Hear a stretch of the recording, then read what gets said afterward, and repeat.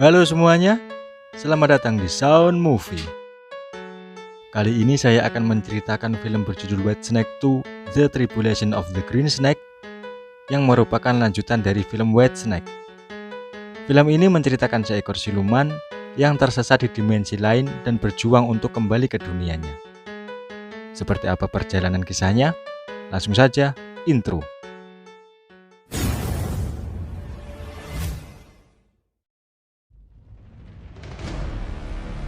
Di awal film, kita langsung disuguhkan pertarungan seru di mana Xiaobe dan Xiaojing menyerang kuil Jinshan yang berada di tengah laut. Mereka menggunakan kekuatan ilmu sihirnya membuat tsunami untuk menghancurkan kuil itu. Namun biksu yang bernama Fahai berhasil menahannya dan menyerang balik Xiaobe dan Xiaojing. Fahai kemudian mengeluarkan pagoda sihir dan menarik Xiaobe. Xiaobe pun tak tinggal diam. Ia menggunakan kekuatan dari tusuk kondenya untuk melawan pagoda sihir. Namun tusuk kondenya hancur dan ia mulai ditarik pagoda itu. Xiaobe berteriak memanggil suaminya Asuan yang sudah menjadi biksu, dan Asuan pun memohon kepada Fahai untuk melepaskan Xiaobe.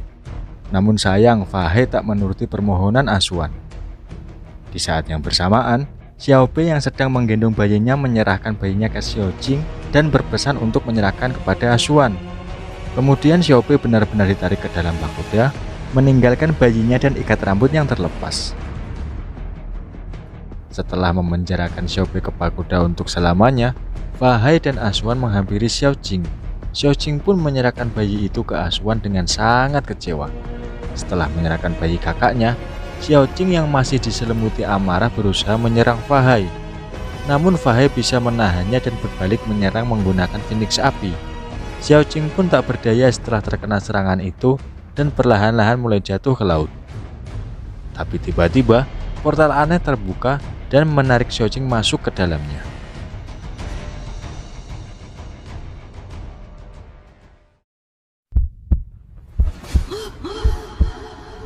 Xiaojing tersadar di sebuah ruangan gelap dan mulai keluar.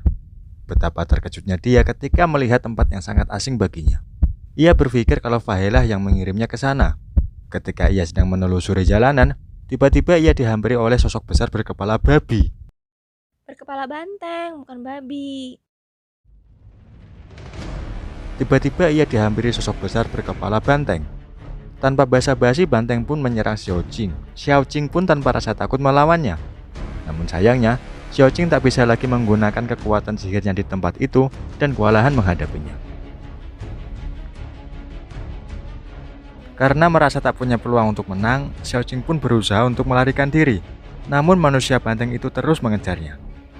Dalam pelariannya, Xiaojing bertemu seorang wanita bernama Sun yang membantunya untuk melarikan diri. Manusia banteng itu pun terus mengejarnya sampai mereka terpojok di sebuah bangunan. Tapi untungnya, ketika manusia banteng menghampiri mereka, ia tertimpa oleh beberapa mobil. Mereka pun selamat karena ada pertolongan dari seorang pria bertopeng yang lanjut membawa mereka pergi.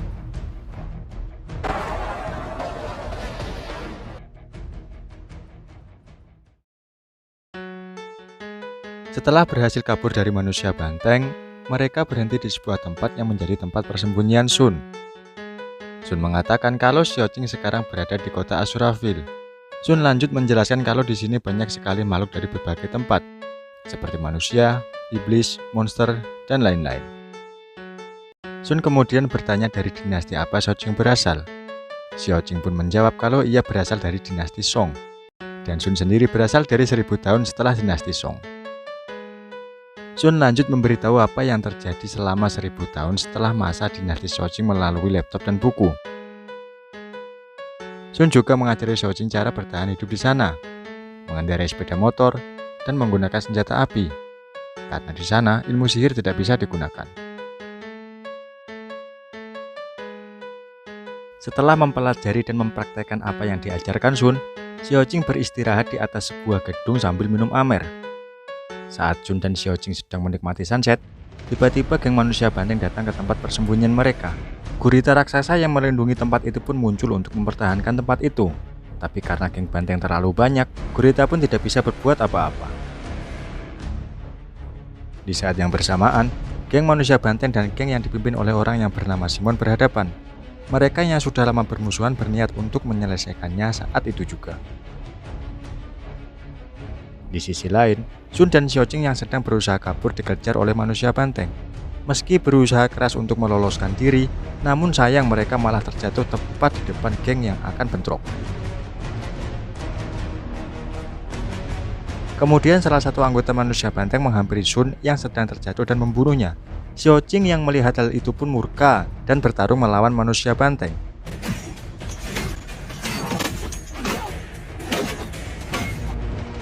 Karena manusia banteng terlalu kuat, manusia banteng pun berhasil menangkap Xiaoqing dan berniat meremukkan tubuhnya. Tapi dengan kecerdikannya, Xiaoqing bisa membunuh banteng itu dengan senapan yang dia bawa.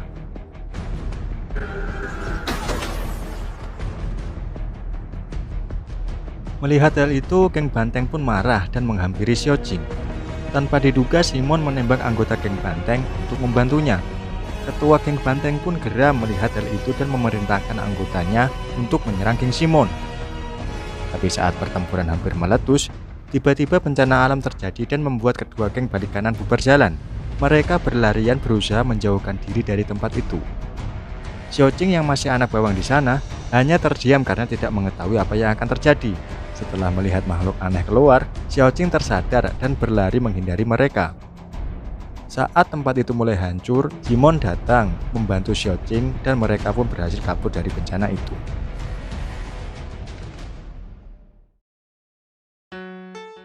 Setelah kejadian itu, ternyata Xiaoqing dibawa oleh Simon ke markasnya.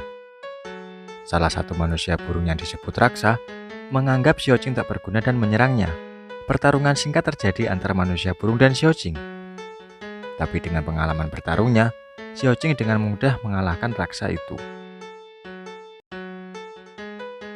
Simon yang merupakan pemimpin di sana segera melerai mereka.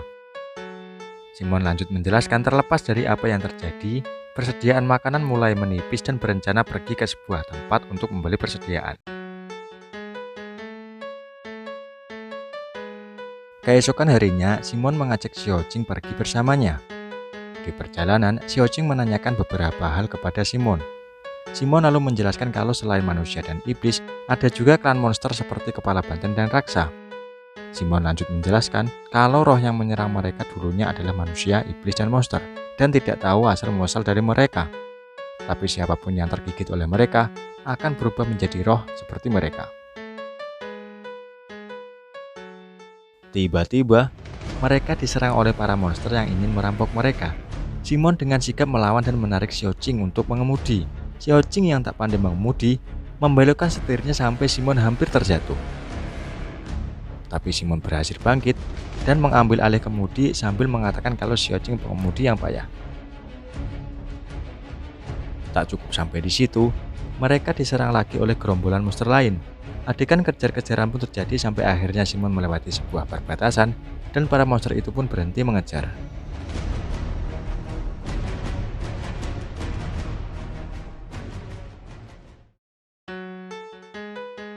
Ternyata perbatasan itu adalah kawasan Pasar Algot. Semua penduduk Asurafil setuju kalau tempat itu adalah tempat netral yang tidak boleh diserang. Beberapa saat kemudian, mereka sampai di depan gerbang dan masuk setelah menyerahkan senjata mereka ke penjaga. Saat berjalan menelusuri lorong, tiba-tiba Simon meraih tangan Xiaoqing dan menggandengnya. Xiaoqing pun terkejut dan sedikit memperlihatkan ekspresi senang atas tindakan Simon.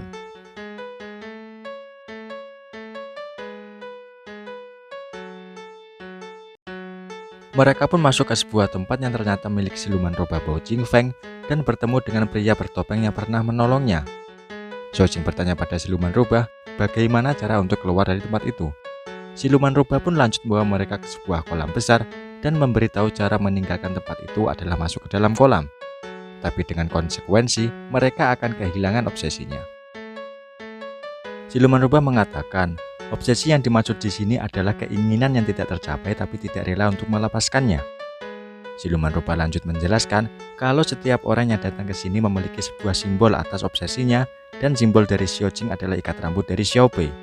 Saat mereka mau melupakan obsesi itu, mereka akan bereinkarnasi dan meninggalkan tempat itu.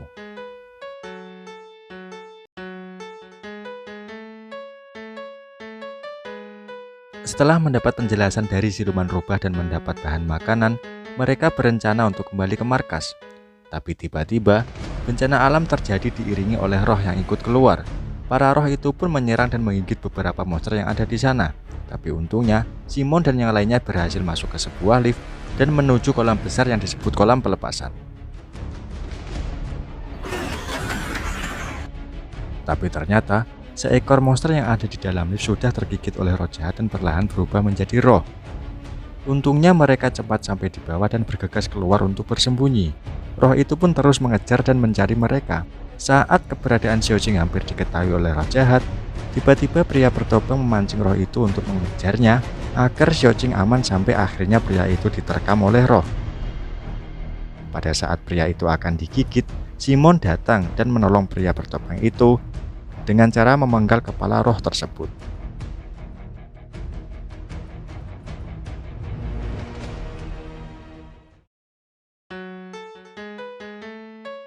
Setelah kejadian itu mereka berencana kembali ke markas.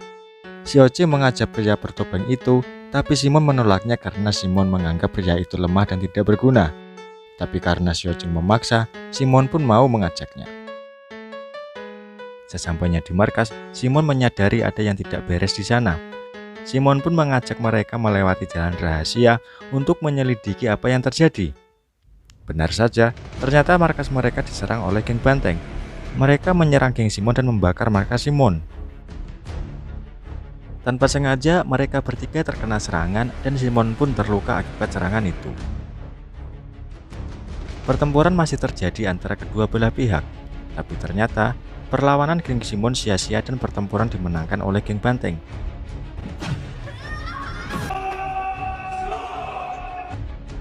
Simon dan yang lainnya yang keberadaannya belum disadari oleh geng banteng segera mencari tempat bersembunyi dan berhasil meloloskan diri.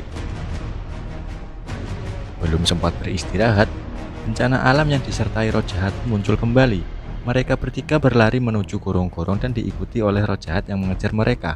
Naas bagi pria bertopeng, ia tertimpa reruntuhan. Xiaojing berniat menolong pria itu, tapi ditahan oleh Simon. Setelah sedikit bimbang, Xiaojing memilih untuk menolong pria itu. Xiaojing berusaha menyingkirkan reruntuhan yang menimpa pria bertopeng, tapi karena reruntuhan itu terlalu berat, ia tak mampu untuk mengangkat. Kemudian Xiaojing memanggil Simon untuk meminta bantuannya. Tapi Simon malah pergi dan mengunci pintu yang merupakan satu-satunya jalan keluar di sana. Melihat tindakan Simon, Xiaojing seperti sakit hati dan putus asa. Xiaojing pun pasrah dan berniat membiarkan dirinya digigit oleh roh jahat. Kemudian pria bertopeng memanggil Xiaojing dan memintanya untuk melihatnya. Setelah Xiaojing menoleh, ternyata pria itu adalah Xiaobe. Ia segera teringat sesaat sebelum Xiaobe ditarik oleh pagoda milik Fahai. Xiaobe berpesan agar Xiaojing terus melanjutkan hidupnya. Mendengar hal itu, Xiaojing yang hampir digigit oleh roh pun segera pulih dan bangkit melawan roh jahat itu. Ia berhasil memenggal kepala roh jahat dan bergegas menolong Xiaobe yang mulai tenggelam karena bencana banjir. Untungnya ia masih sempat menyelamatkan Xiaobe dan berhasil melarikan diri dari kejaran roh jahat.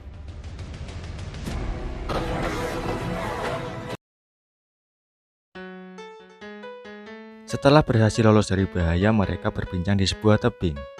Si pria mengatakan kalau obsesinya buram. Dijelaskan bahwa ketika di kolam pelepasan milik siluman rubah, ketika mereka melihat kolam itu, mereka akan melihat apa yang menjadi obsesinya.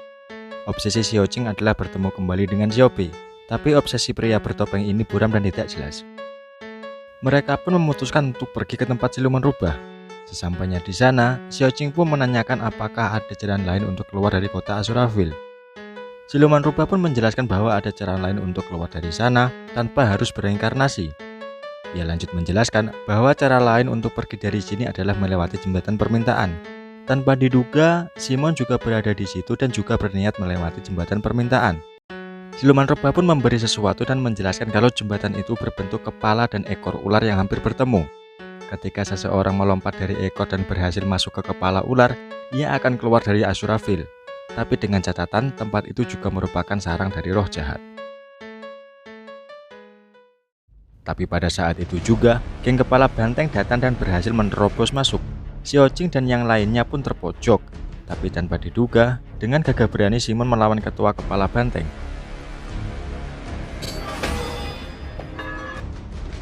Mereka pun bertarung walaupun Simon sepertinya kewalahan, tapi di suatu momen Simon berhasil menusuk ketua banteng. Tapi tanpa disangka, ketua banteng mempunyai jubah pelindung misterius. Simon pun gagal mengalahkan ketua banteng dan dia pun berakhir. Tak lama kemudian, Xiaojing juga maju menyerang. Xiaobei yang berniat membantu Xiaojing tanpa sengaja terkena tebasan dari senjata yang membuat topengnya lepas. Xiaojing pun terkejut setelah mengetahui ia bukanlah Xiaobei. Ketua geng banteng lanjut berkata kalau pria ini adalah mata-matanya. Ketua banteng lanjut memberinya topeng yang akan menjadikannya manusia banteng. Namun anehnya, pria itu tidak menjadi manusia banteng tapi kembali ke wajah yang mirip Xiaobei. Tak lama kemudian, siluman rubah masuk ke kolam dan berubah ke wujud aslinya yaitu rubah ekor 9. Ia menggunakan kekuatannya untuk menenggelamkan geng banteng. Ia lanjut memberikan perahu kecil kepada pria itu dan Xiaojing dan membantu mereka keluar dari tempat itu.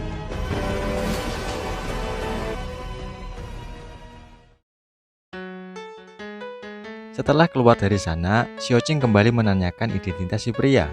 Pria itu menceritakan kalau saat ia tiba di sini ia tak punya ingatan dan wajahnya hancur. Saat itu ia ditolong oleh ketua kepala banteng dan memberinya kesempatan hidup. Tapi tak disangka, saat ia bertemu Xiaojing, ia merasakan sesuatu tapi masih tidak mengetahuinya. Singkat cerita, mereka pun berdamai dan melanjutkan perjalanan. Di tempat lain, ternyata kepala banteng berhasil selamat dari amukan rubah ekor 9. Keesokan harinya, mereka pergi ke suatu tempat dan menaiki mobil laba-laba untuk masuk ke terowongan penebusan. Saat memasuki terowongan, Xiaojing langsung terpentar keluar. Ia langsung bertanya kepada pria misterius itu, berapa lama ia di sana? Pria itu menjawab kalau ia baru saja masuk dan kembali keluar. Padahal, Xiaojing merasa sudah 2 jam di sana. Ternyata, ada perbedaan waktu di dimensi itu. Setelah beristirahat, ia kembali masuk dan bertemu Fahai. Fahai menyuruhnya untuk bereinkarnasi, namun Xiaojing menolak dan bilang kalau ia tidak butuh saran dan bantuan Fahai. Kemudian Fahai memperlihatkan ketua banteng kepada Xiaojing dan menjelaskan kalau ialah yang memberinya jubah pelindung untuk menyuruhnya melenyapkan semua yang ada di Azurafil jika tidak mau bereinkarnasi. Sebagai imbalan, ia menjanjikan akan mengembalikan ketua kepala banteng ke dunianya. Xiaojing tak memperdulikannya dan lanjut menyerang Fahai. Fahai pun tak tinggal diam. Ia mengeluarkan feniks api untuk melawan ular hijau Xiaojing. Xiaojing pun kalah dan terpentar keluar. Berkali-kali ia mencoba tapi hasilnya tetap sama.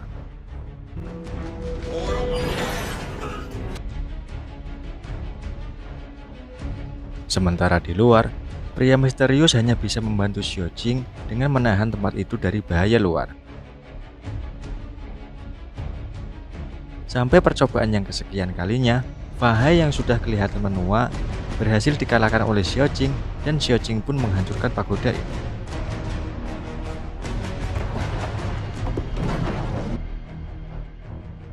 Di tempat lain, ketua banteng sedang bertarung dengan para monster di sana.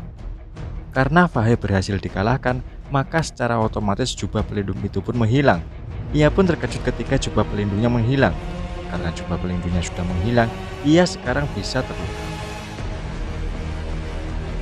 Setelah mengalahkan Fahai dan keluar dari terowongan penebusan, Xiaojing menyadari kalau waktu untuk melompat jembatan permintaan akan segera tiba. Begitu juga dengan kepala banteng yang langsung bergegas ke sana. Setelah sampai di sana, Xiaojing melihat banyak sekali roh jahat yang sedang tertidur dan tinggal menunggu waktu untuk bangun ketika bencana muncul. Xiaojing dan pria itu pun dengan hati-hati memanjat agar tidak membangunkan roh jahat. Tiba-tiba, bencana alam pun muncul dan roh jahat yang terbangun mulai menyerang mereka. Ketua banteng yang juga sudah sampai, bergegas untuk melewati jembatan itu. Namun naas baginya, ia tergigit dan perlahan mulai berubah menjadi roh jahat. Di sisi lain, Xiaojing dan pria itu bergegas melompat. Saat sedikit lagi berhasil masuk ke kepala ular, mereka ditarik oleh ketua kepala banteng yang sudah menjadi roh. Mereka pun kembali terjatuh dan gagal. Saat mereka terjatuh dan jembatan sudah hancur, pria itu membiarkan dirinya digigit oleh roh jahat, kemudian membunuh roh yang menggigitnya. Xiaoqing pun dengan sedih bertanya kenapa ia membiarkan dirinya digigit. Tapi pada saat pria itu terbang menggendongnya untuk masuk ke kepala ular, ia baru sadar kalau si pria membiarkan dirinya digigit agar bisa terbang membantu Xiaoqing, karena sudah tidak ada cara lain untuk melompat masuk ke dalam kepala ular. Dengan susah payah, ia mengendalikan kesadarannya dan berusaha membawa Xiaoqing untuk masuk ke dalam kepala ular. Setelah berhasil membawa Xiaoqing masuk, pria itu pun menghilang karena roh akan hancur ketika melewatinya.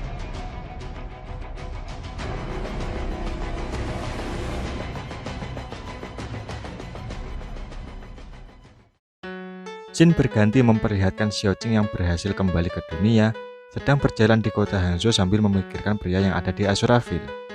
Xiaoqing terkaget setelah melihat pagoda yang sempat ia hancurkan ternyata masih berdiri. Ia lanjut bertanya pada Pak Tua di sana, dan Pak Tua itu menjelaskan kalau sebenarnya pagoda itu sudah lama hancur, tapi baru dibangun ulang. Pak Tua itu lanjut mengatakan, seandainya pagoda itu benar-benar memenjarakan siluman ular putih, mungkin sekarang ia sudah bebas dan berinkarnasi. Mendengar hal itu, Xiaoqing pun pergi ke pagoda yang sekarang dijadikan tempat pameran barang-barang kuno untuk sekedar melihat-lihat. Pada saat ia melihat tusuk konde milik Xiaope yang sudah hancur, ia pun kaget dan serasa tak percaya melihatnya. Singkat cerita, entah bagaimana caranya, Xiaoqing berhasil mengambil serpihan tusuk konde Xiaope, kemudian menyatukannya dengan benda yang menjadi simbol obsesi milik pria bertopeng di Azurafil yang terbawa olehnya. Benar saja, setelah disatukan, benda itu memang benar-benar tusuk konde milik Xiaope. Tusuk konde itu pun menunjukkan masa lalu Xiaope yang sudah beberapa kali bereinkarnasi. Xiaoqing pun menangis sejadi-jadinya sambil menyesali apa yang terjadi di kota Azurafil. Tapi tiba-tiba, seseorang memanggilnya dari belakang. Xiaoqing,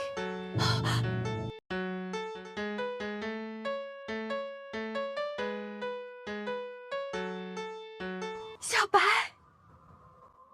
Tamat.